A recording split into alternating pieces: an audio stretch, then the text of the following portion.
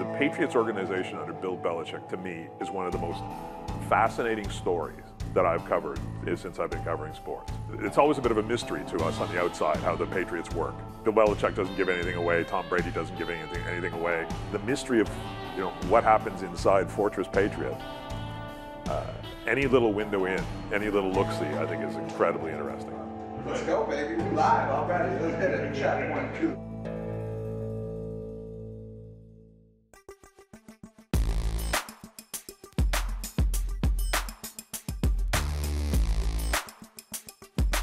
You got to a tipping point where you were feeling more bad than good, right? I guess that's kind of what it came down to. Yeah, it was like right? going slowly, and then it finally tipped over. Okay, I'm more bad than good now.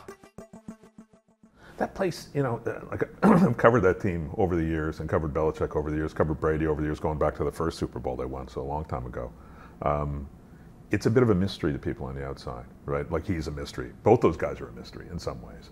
What's it like when you show up there, when you show up at their complex for the first time and deal with him as a coach and deal with Tom as a quarterback?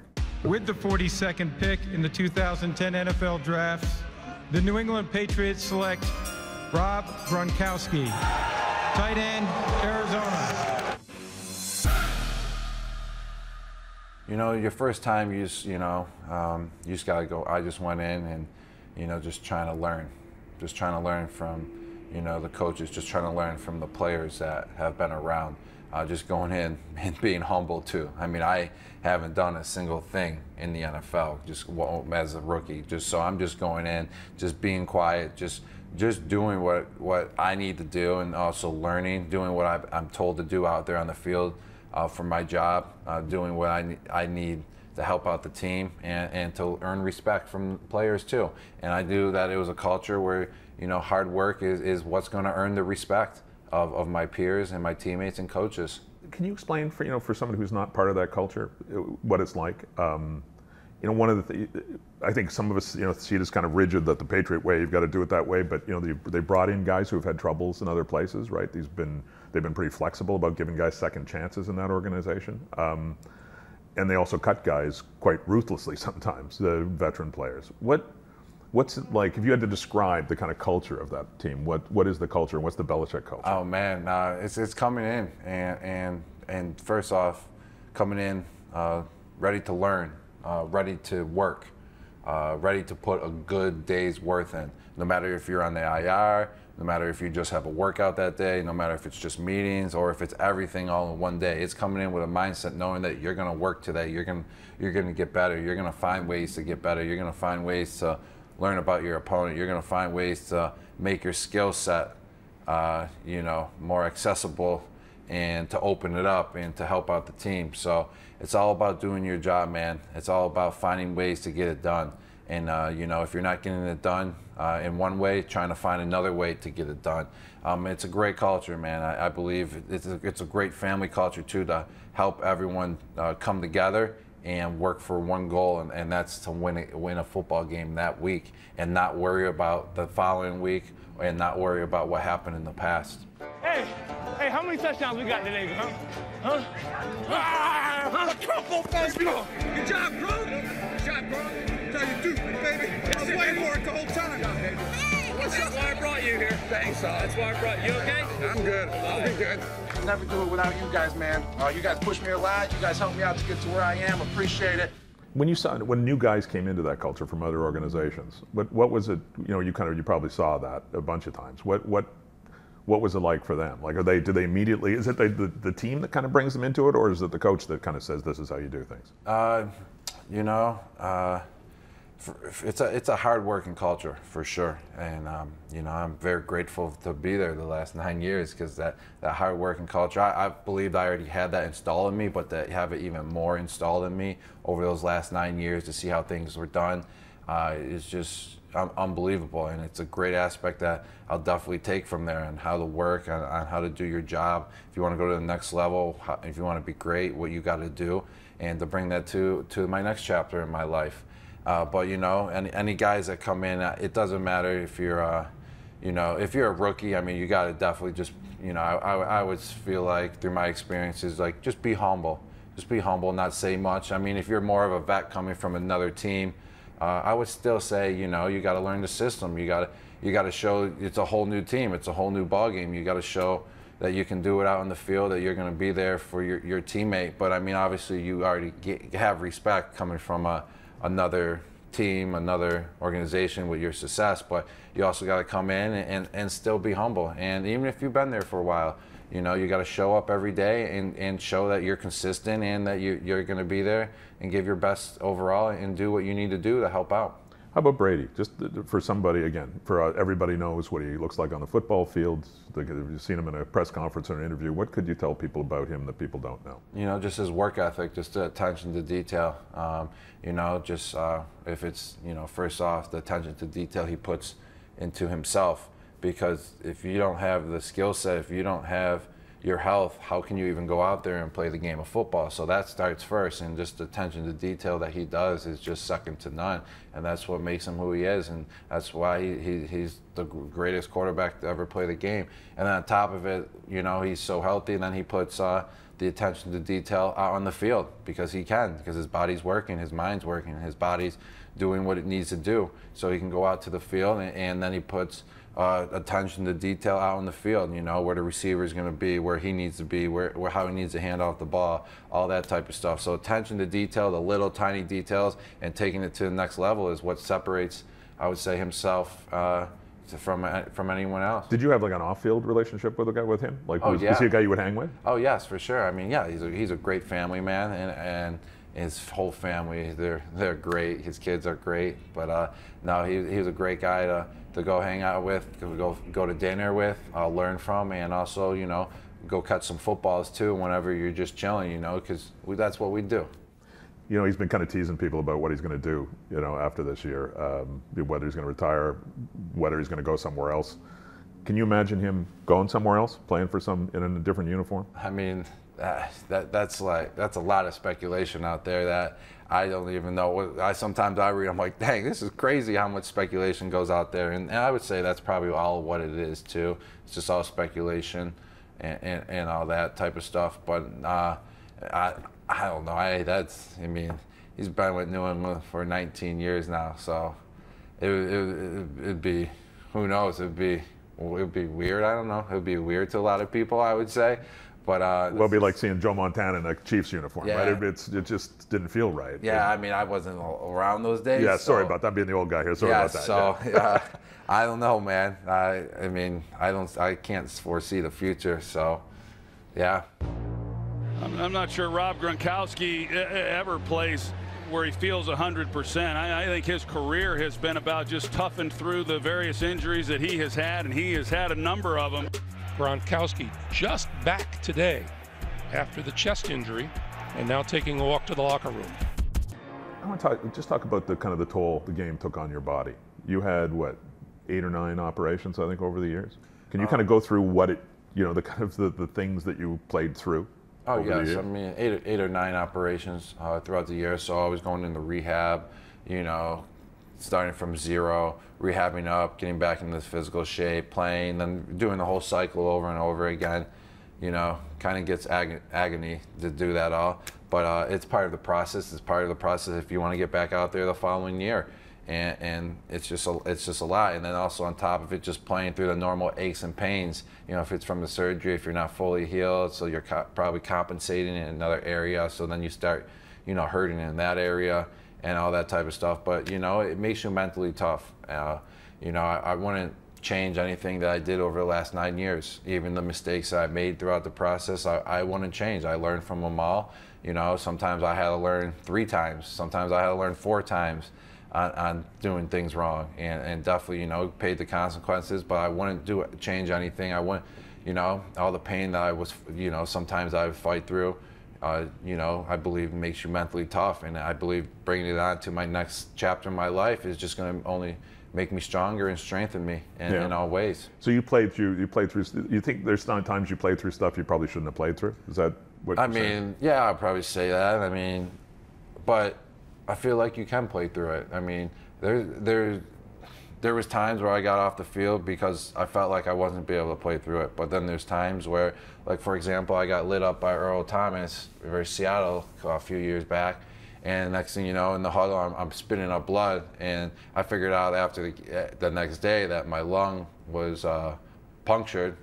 It was so I was spitting up blood. But at that time in the game, I was like, I could do it. Like my mind, you know, it's just being mentally tough. I felt like I knew there was something wrong. So I'm spitting up blood, but at the same time, you know, your mind can take over. Your mind can do, you can do really anything that you put your mind to. And I knew that, you know, I didn't feel like it was dangerous that I kept playing, but I felt like, you know, that I probably shouldn't be in the game. But at the same time, I knew that, I'm bringing my mentally tough skills to a whole new level. I'm spitting out blood, but that's us football players, man. We're crazy in that way, and I believe that's a great way to be crazy in. Did it freak you out a bit after when you found out, though, that you punctured your lung? Nah, yeah, man. I just started laughing about it. I mean, as long as I learned, I was like, well, how serious is it? Oh, you can recover in like a week or two. And I was like, okay, then I'm good. Like, yeah, you know. But if it's something like more serious when you hear, then yes, I'm like, oh, okay. Like I'll freak out. But they're like, okay, like this is what you just got to do. It's a week to 2 recovery. And I was like, okay, perfect. Like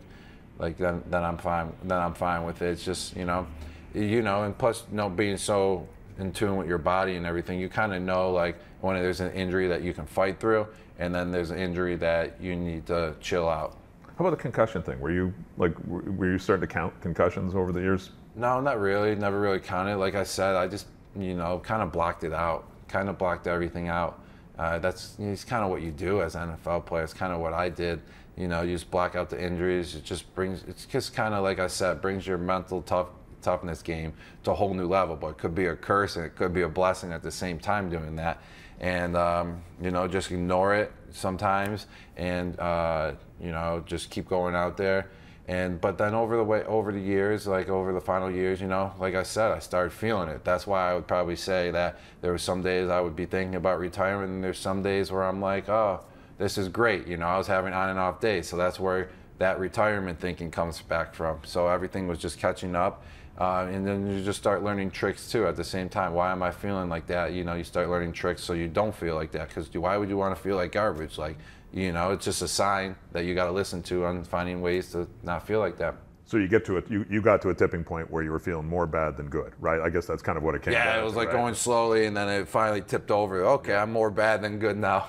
Yes. I know. Look, I know you're in the you're among the things you're up to now is this pain you're in the pain management business. But can you talk a little bit about there's pain is a constant reality for guys playing that game. How do guys deal with it? Pain is a constant reality in the NFL. I mean, even if you're healthy, I mean, if you take a shot to your tissue, you're gonna have aches, you're gonna have bruises, you're gonna be black and blue. No matter what. I mean, how can you not be? You're taking a helmet full speed at your tissue, you're gonna have aches, you're gonna have pains after games. But there's a lot of treatment things out there too. The trainers do a great job. There's a lot of treatments outside of football that you can do too. Massages, acupuncture, whatever it is. It's up to the player, because we know what we're getting into. We know there's going to be aches and pains. We know there's going to be big hits. That's what makes the game of football. But as a player, you gotta take care of yourself. So it's up to the player. You can ignore the aches and pains and play through them to a certain potential, to a certain limit. But at the same time, it's your responsibility as a player to go do what you got to do to deal with those aches and pains. One of the things, in the Football League in Canada, where for most of its history there was no drug testing at all of any kind, but a lot of guys self-medicated with cannabis. And it's just everybody around the league could tell you the same thing, that they use it, they use it recreationally because it's a little more liberal here. It's now legal here, but they also used it for pain management. NFL, you couldn't do that, right? Like guys like you because of drug testing. Yes. I'm advocating for CBD, obviously. I understand, yeah. Yes, and I have talked to players. They say that way works for them, and that's great, and that they go along the cannabis line, and it works for them, they say. And that's great, because I believe that it's a plant. It grows from the ground. It's the most safe alternative way, so that's great to hear about players using it, and because I'm actually representing the sisterhood of it too, which is CBD, which I believe that it helps out too, and it's a great alternative, all natural way so players can stay safe while managing their pain and not going down an alternative route. I want to be clear to my fans. I needed to recover. I was not in a good place. Football was bringing me down, and I didn't like it.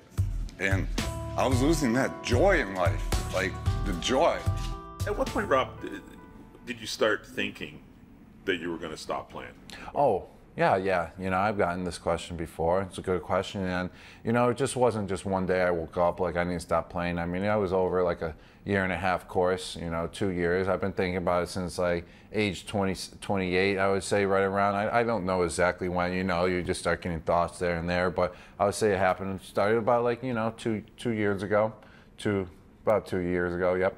So it was a kind of playing in the back of your head through those 2 years, or was there a kind of a tipping point moment when you said, "Hey, this year's the last year," or did you know until the end? You know, I didn't really know until the end then, you know, and then sat down after the season, because you don't want to make a decision off just emotions, you know, during the season right there. You want to take your time, you want to sit down, relax, you want to get away from it for a little bit, and that's what I did, you know, to make sure I was making the right decision. I just didn't want to force it, you know, right away or anything. So I just made the right decision and make sure that, you know, that's what I really wanted to do, not just force the decision and take some time, but over time, you know, there's some games that you're just going into and I'm just like, hey, like I'm not really feeling it, you know, but then some games, you know, the week after I'm like, oh, I'm feeling it. So it was up and down emotions. So, you know, in the end, you know, I had to take time and see what I really wanted and not just force a decision. So I would say over time, you know, had thoughts sometimes, other thoughts, oh, I can keep going, other thoughts, oh,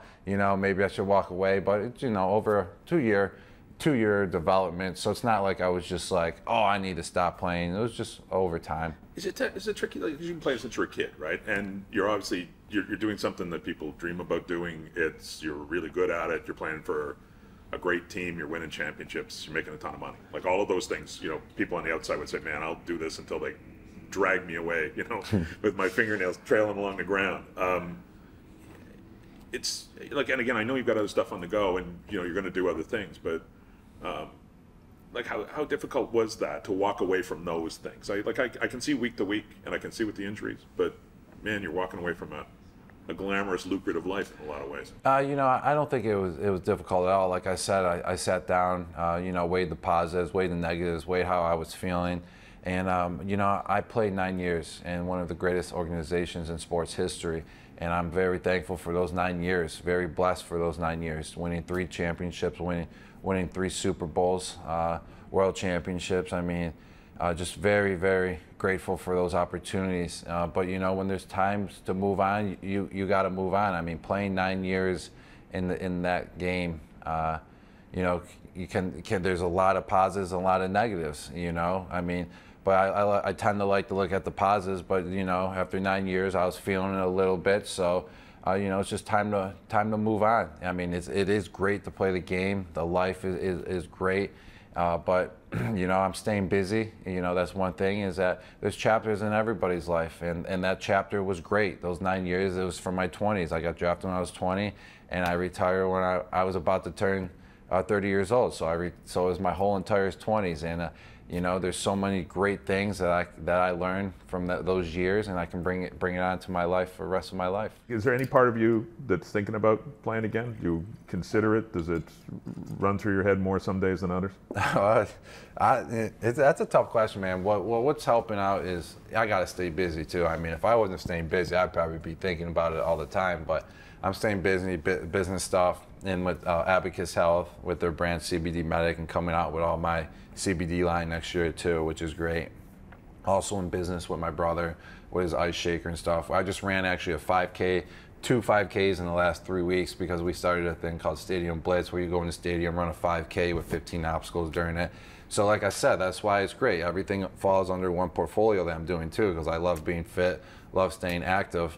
And the CBD Medic, you know, help give you that relief to go train, to do that Stadium Blitz. So I'm so busy. I'm traveling around everywhere. So I actually don't even sometimes get the opportunity to sit down and be like, man, I wish I was playing football. So it's just great to be staying busy. But, you know, I love that my options are open, though. Yeah, you're not saying never. Right? Yeah, I'm not saying never. But I'm saying, like, I love that my options are open, because if one day I do get that feeling like, man, you know, if I feel like I need to go back to football, like, it's great to have that option, big time. Hey, man, and a pleasure talking to you today. Yeah, man. No, this is great. Thanks a lot. Yes, It's been thank you. great watching you play yes, football. thank you, man. Thank you very much. Thank you.